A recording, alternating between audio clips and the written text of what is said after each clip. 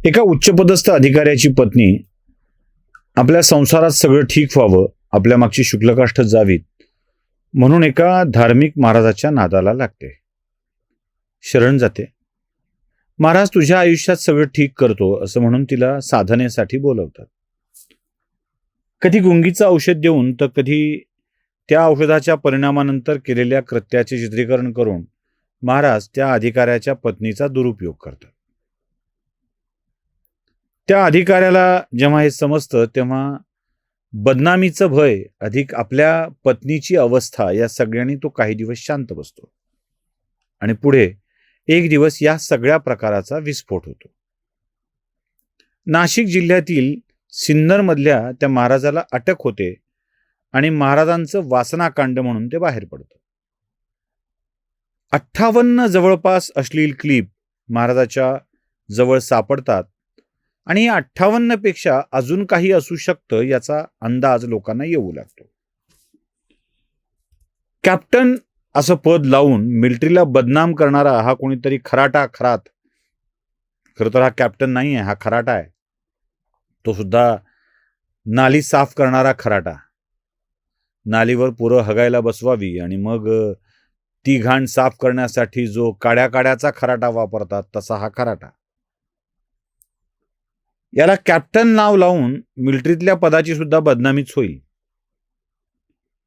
हा माणूस बाहेर येतो, पोलिसांच्या ताब्यात सापडतो, सगळं होतं. मी की त्याचे पोलिसांच्या ताब्यातले व्हिडिओ आपल्याला दाखवत बसणार नाहीये, कारण या अशा नालायकांना दाखवणं सुद्धा वाईट असतं, माहित आहे. दाखवूही नाही, यांचा मोठेपण देऊ सुद्धा नाही. हा फोटो मात्र अधूनमधून दाखवत राहील. आपल्या आजूबाजूला असला कोणी मूर्ख सापडला ना तर जगद्गुरु तुकोबाराय यांनी जसं सांगितलं ना, तुका म्हणे ऐशा नरा मोजोनी माराव्या पैंजरा, तेव्हा बिनधास्त अशा फालतू माणसाला पैंजरानी मोजून मारून काढलं पाहिजे. नुसतं मारून नाही, बुडवून मारलं पाहिजे. खराट्याने जे साफ करायचं असतं त्यात बुडवून मारलं पाहिजे. मला या महाराजांच्या कृत्याविषयी फार सांगून तुम्हाला अजून अस्वस्थ करायचं नाही आहे. आता सगळ्या जगाने ही तुम्हाला माहिती देऊन झाली आहे. कधी कधी ना, म्हणजे मी सुषमा अंधारेंना माझी वर्गमैत्रीण म्हणतो, त्याचा मला कधी कधी आनंद वाटतो. सुषमा अंधारेंनी एक व्हिडिओ जगाच्या समोर आणला. तो व्हिडिओ मात्र दाखवतो, बघा.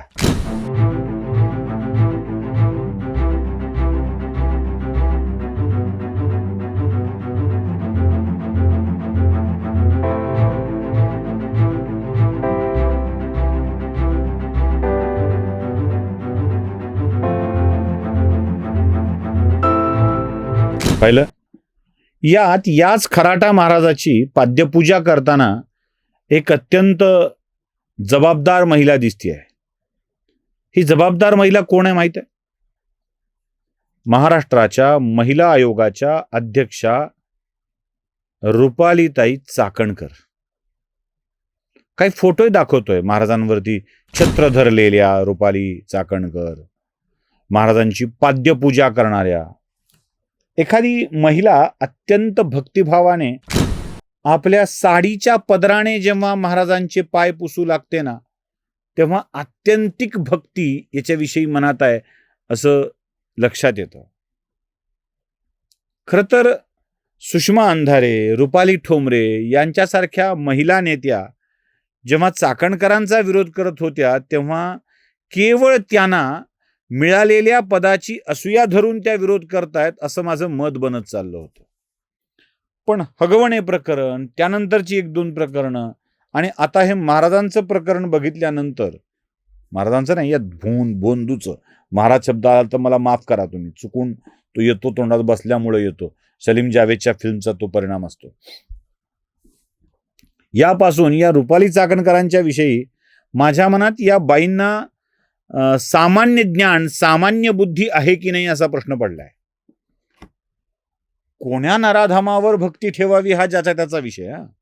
म्हणजे रुपाली चाकणकराची त्यांच्यावर भक्ती का असा माझा प्रश्न नाहीये.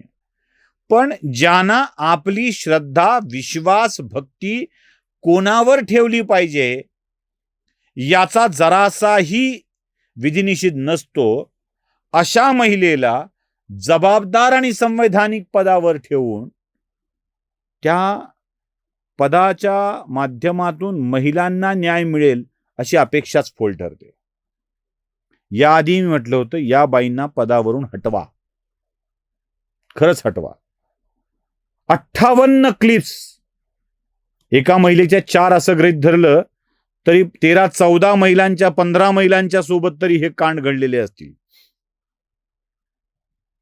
एक वासनांध पुरुष साधूचं रूप घेऊन महिलांच्या अब्रूशी खेळत असेल, त्याचे व्हिडिओ व्हायरल होत असतील आणि अशाच्या विरोधात तक्रार दाखल होत नसेल, त्याच्यावर काही गंभीर कारवाई होत नसेल, याला कारण त्याच्या मागे कुठली तरी राजकीय शक्ती उभी आहे असं लक्षात येतं. आणि रुपाली चाकणकरांच्या सारख्या जबाबदार असलेल्या महिलेच्याकडून या महाराजाची पाद्यपूजा केली जाणं, यांच्या डोक्यावरती छत्री धरणं, सेवा करणं, त्यांना बळ देणं, त्यांना गुरु मानणं, या गोष्टीच भयंकर आहेत. त्या महिलांना न्याय देण्यासाठी, लुटल्या गेलेल्या महिलांना न्याय देण्यासाठी महिला आयोग असतो.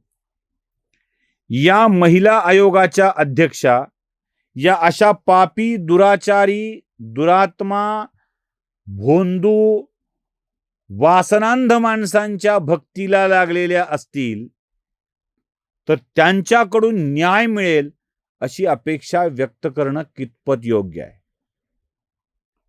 या सरकारला पाठिंबा देणारी वक्तव्य आम्ही नेहमी करतो, या सरकारच्या बाबत सकारात्मक आम्ही बोलतो, म्हणून या असल्या फालतू विषयावर सुद्धा सरकारचं समर्थन केलं पाहिजे असं अजिबात नाही. या सगळ्या प्रकारात चाकणकरांचा सहभाग आहे असा माझा दावा अजिबात नाही. पण हे कांड करणाऱ्या माणसाला हे धाडस जे वाढलंय ते चाकणकरांच्या सारख्या राजकीय प्रतिष्ठा असलेल्या नेत्या पाठीशी आहेत म्हणूनच वाढलंय. आणि आता पुढे अजून एकट्या चाकणकर आहेत की अजून कोणी आहे, याचा शोध लागला पाहिजे. कारण ही अशी नालायक माणसं राजकारणी आपल्याकडे येतात असं दाखवून ज्योतिष्य भविष्य सांगत महिलांना फसवतात, त्यांना आपल्या गेरात घेतात आणि त्यांचं आयुष्य बर्बाद करून टाकतात.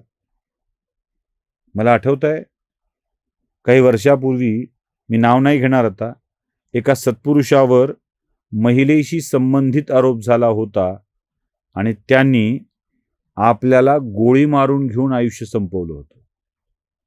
आरोप झालाय म्हणून, सिद्ध झालेला नव्हता, आरोप समोर येत नव्हते. मी नाव मुद्दाम घेत नाहीये, तुम्हाला कळेल कुणाला म्हणायचं ते. इथे या अशा नराधम माणसाकडे 58 व्हिडिओ सापडतात आणि त्यांची सेवा करण्यात महिला आयोगाच्या अध्यक्षा बिझी असतात. कसा न्याय मिळणार आहे? राज्याचे मुख्यमंत्री, राज्याच्या उपमुख्यमंत्री सुनेत्राताई आता महिला आहेत, त्यांनी तरी विचार करावा. बाकी सोडा, मुख्यमंत्र्यांनी काय निर्णय घ्यावा, सुनेत्रा पवारांनी काय निर्णय घ्यावा, ज्या स्वतः त्या पदावर विराजमान आहेत त्या चाकणकरांना तरी किमान थोडीशी चाड असली पाहिजे. महिलांचं शोषण करणारा बाबा उघड झालाय आणि त्याचे भक्त आपण होतो हे उघड झालंय. अशा वेळी चाकणकरांनी तरी किमान आपल्या पदाचा राजीनामा द्यावा आणि थोडीफार काही मनात असते काय तुम्ही ठरवा ते दाखवून द्यावं. नमस्कार. धर्म जागृतीचा विधायक बुरुज,